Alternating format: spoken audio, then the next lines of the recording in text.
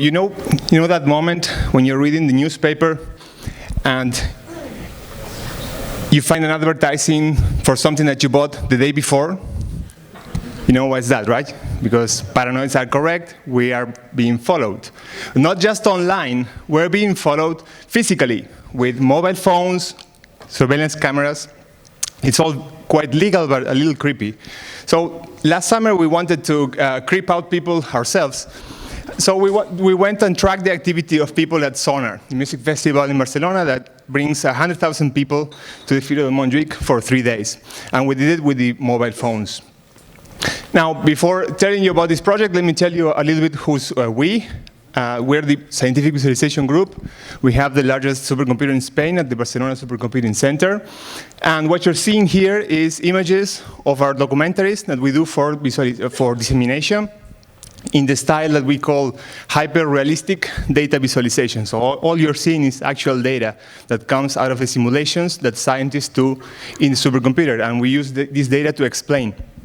The range of what you see, obviously, is very wide. Yes, this is a toilet. But it goes from that to oil exploration and volcanoes. We do also, apart from the dissemination activities, which are they have their own target, we do a lot of interfaces for the scientists to play around and explore their data. And we also use these techniques for dissemination. So with this, we do experiments like websites, interactive websites, where people can explore. This is something we did last year to show the influence of musical styles between each other. So this is an interactive. This is another one we're launching next month. It comes out. This is a supplementary material for a paper on supervolcanoes, and it's coming out on Nature. That's what I've been told. So we're doing this, and this is somebody scrolling down. So about what we did, we know what you did last Sonar.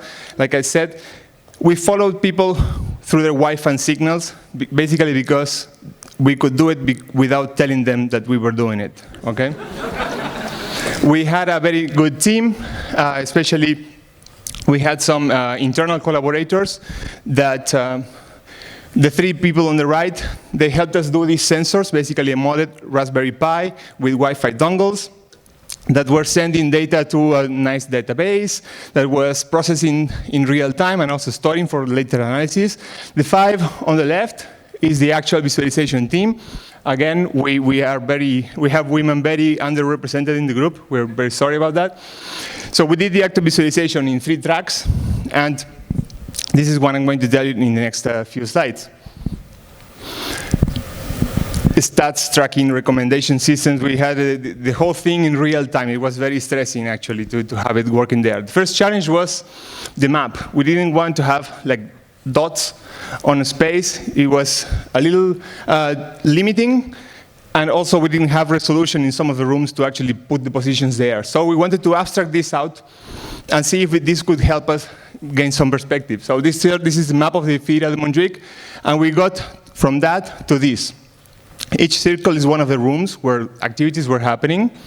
And we have now the possibility of using this to put not just heat maps showing density, but also charts and statistics, and using this as a tool. Yeah, I'm going to show an example about that. This was the basic visualization showing in real time what was happening. So density of people and flow density. So the analogy here was with the flow of wind, a very well-known work by Fernando Cucchietti. And we were showing points basically moving around from one room to another, what they were doing in the last 5 minutes, where they were coming from. Now, the circles, we wanted to use them to show the timeline of a single person. So we can think of them as a clock. Each of the circles indicates the room, but also we can point the time at which a person came into this room and where it went after that. And we did this for the 3 days that the Sonar lasted. It was an interactive plot, so if you hovered on top of one of the lines, you could see that this person was in the Sonar village from 2 p.m. to 4, watching those artists. And if you clicked on those, you could get a recommendation. So this person could get recommendations based on similar artists or similar behavior from other people.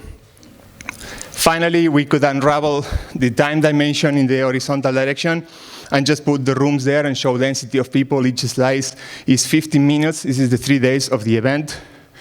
This was shown in real time. But again, I think the other plot shows us a little bit more, it's a little bit richer. Now, what did we get from this? I thought we were going to get rich from selling t-shirts.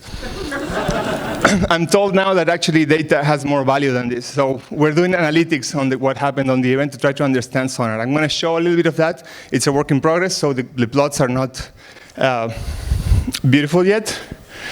This is what happened for each of the 3 days at Sonar, so Friday, Thursday, Friday, and Saturday. And the colors are the people that came for the 3 days, only 2 days, and 1 day. And you see there was an even more or less the same number of attendants each day, but the behavior changed. Now, we tracked what phones people used, so we detected 55% people carrying iPhones, which was the thing that was weird. This is an early statistic. People with iPhones tended to come like 4 hours later than the people with Android phones. You take your guess. This is very, very technical. We had a lot of phones faking their MAC address. This is something they are trying to do to protect your privacy from people like us, but it doesn't really work. But so finally, this is Planta. Planta was one of the rooms. It was very special because it was spatially isolated, and it had the one thing going on for the 3 days. So it was easier to clean the data. And we know how many people went to Planta just once. It was about half of the attendance of Sonar. A quarter of the people didn't go at all.